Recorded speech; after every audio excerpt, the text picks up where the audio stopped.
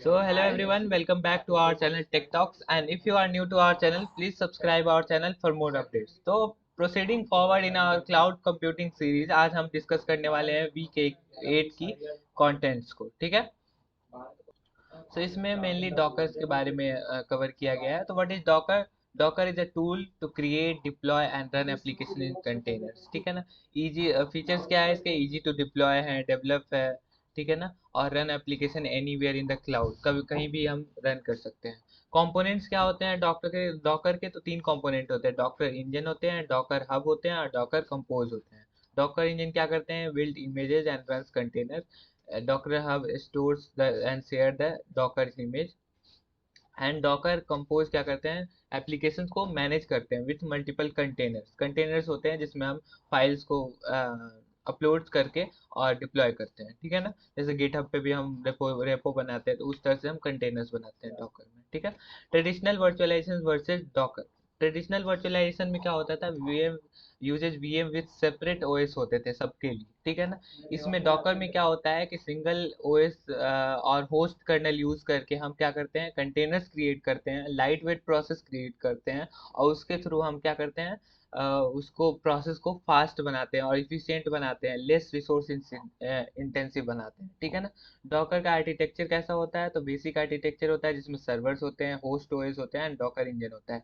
ये आर्किटेक्चर है, ठीक है ना। सर्वर क्या है? फिजिकल मशीन, आप सबको पता ही है।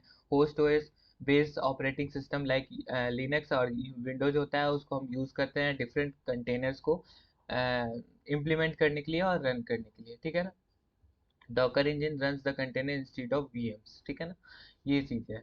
डॉकर टर्मिनोलॉजी में इमेज, अब इमेज को देख के आप सोच रहे होंगे कि इमेज का पिक्चर है, स्नैपशॉट, ठीक है ना। तो वो नहीं होता है, मतलब बेसिक फंडा ये है कि इमेज क्या होता है? Snapshot to run a container. Container को रन करने के लिए स्नैपशॉट होता है, उसको इमेज हम टर्म देते हैं, ठीक है ना। और container a running instance of an image, ठीक है ना। डॉकर फाइल क्या होता है? Script to automate the image creation, okay. And after that Docker hub, repository for sharing information, ठीक है ना। डॉकर हब में ही हम सारी चीजें अपलोड करते हैं।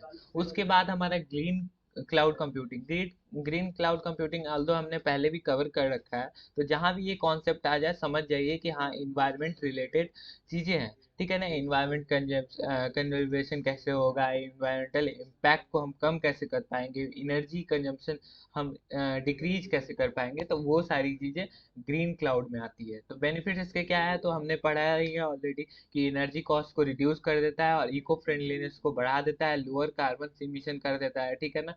अब टिपिकल जो होता है without using the green cloud computing, typical energy consumption जो होते हैं वो आईटी इक्विपमेंट्स 40% लेते हैं, पावर डिस्ट्रीब्यूशन 15% लेते हैं और कूलिंग में 45% जाता है, ठीक है ना। तो बहुत बहुत ज़्यादा वो है।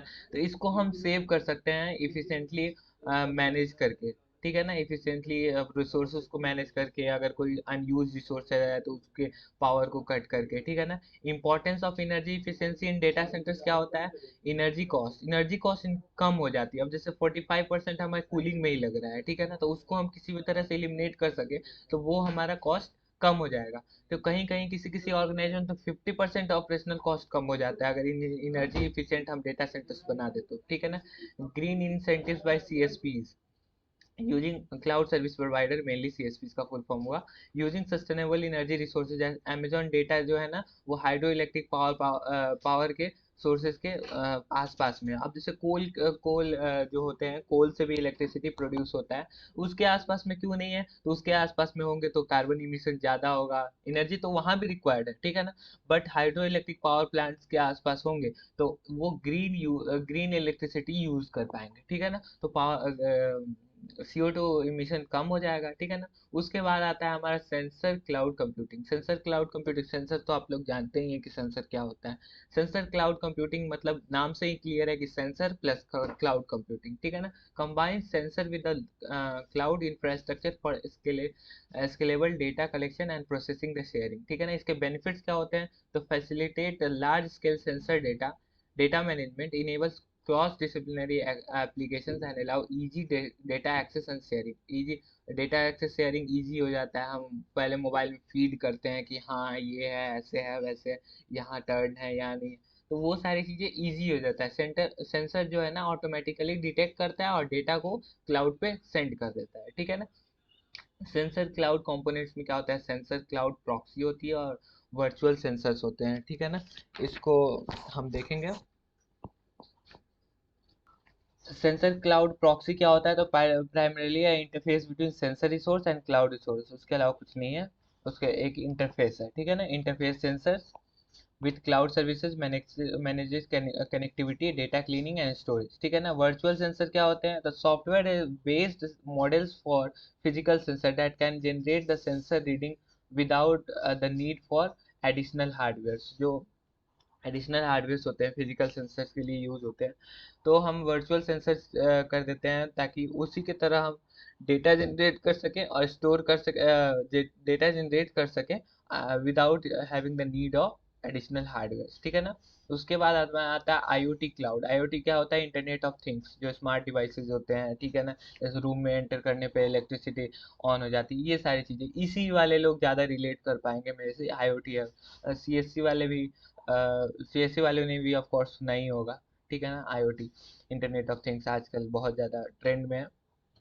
Connect the device together and share the information without human interaction, ठीक है ना। किसी चीज़ को डिटेक्ट करते हैं, और आईओटी जैसे बहुत सारे डिवाइसेज है, स्मार्ट डिवाइसेज है, वो क्या करते हैं, ऑटोमेटिकली डिटेक्ट करते हैं और डेटा उससे एक्सट्रैक्ट कर लेते हैं। कंपोनेंट्स क्या होते हैं आईओटी क्लाउड के, तो थिंग्स, फिजिकल ऑब्जेक्ट्स होने चाहिए, जैसे सेंसर्स होने चाहिए, gateway connect the device to cloud, ठीक है ना। नेटवर्क, गेटवे नेटवर्क होना चाहिए, क्लाउड होना चाहिए, ठीक है ना। तो आईओटी डेटा यूज केसेस क्या है, तो स्मार्ट सिटीज में, जहाँ जैसे इलेक्ट्रिक कार्स चल रही हैं, ऑटोमेटेड मतलब विदाउट ड्राइवरलेस कार चल रही है, तो वहाँ पे यूज करते हैं हम आईओटीज को, ठीक है ना।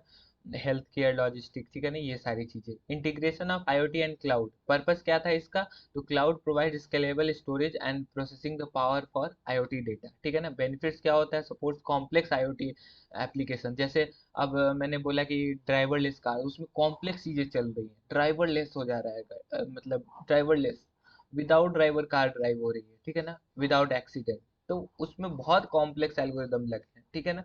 बट उसको क्लाउड को और आईओटी को इंटीग्रेट करके हम उन चीज़ों को कर रहे हैं, ठीक है ना। Improve data management, enhance real time response दे रहा है कि कार के सामने कोई ऑब्स्टेकल आ रहा है तो कार तुरंत रुक जा रही है, ब्रेक मार रही है।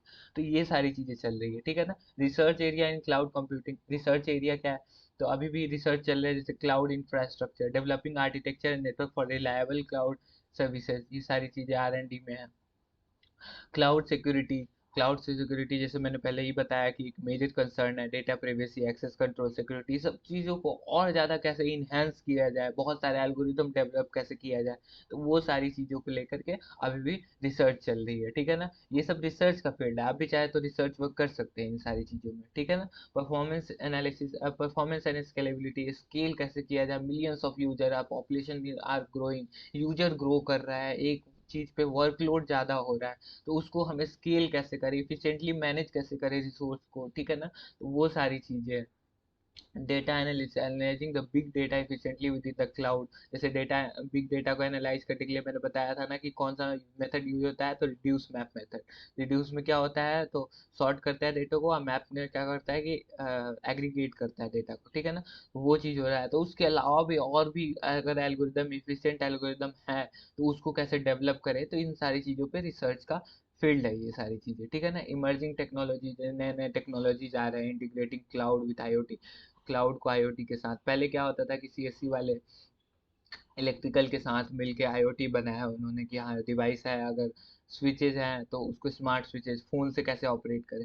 तो एक तो हार्डवेयर पार्ट हुआ जो इसी इसी का पार्ट है, और फिर उसके बाद सीएससी कोडिंग करके उसे फ़ोन से कनेक्ट करना है, ठीक है ना। उसमें भी अब क्लाउड कंप्यूटिंग आ गई है कि आप कहीं भी हैं, अमेरिका में, लंदन में, लेकिन कहीं से भी आप किसी भी चीज़ को ऑपरेट कर सकें, ठीक है ना, कंप्यूट कर सकते हैं, फॉग कंप्यूटिंग, ठीक है ना, कंटेनर टेक्नोलॉजी, ये सारी चीज़ें हैं, ठीक है ना। तो वीक 8 में इतना ही कवर किया गया है, ओवरऑल आपको मैंने दे दिया है ओवरव्यू, ठीक है ना। और इसके क्वेश्चन लगा लीजिए, क्वेश्चन के रिलेटेड टर्मिनोलॉजी को सर्च कीजिए, थोड़ा बहुत और पढ़ लीजिए, ठीक है ना, एफर्ट्स करते रहिए, मार्क्स तो आ ही जाएंगे। सो आज के लिए इतना ही, मिलते हैं नेक्स्ट वीक में। Thank you.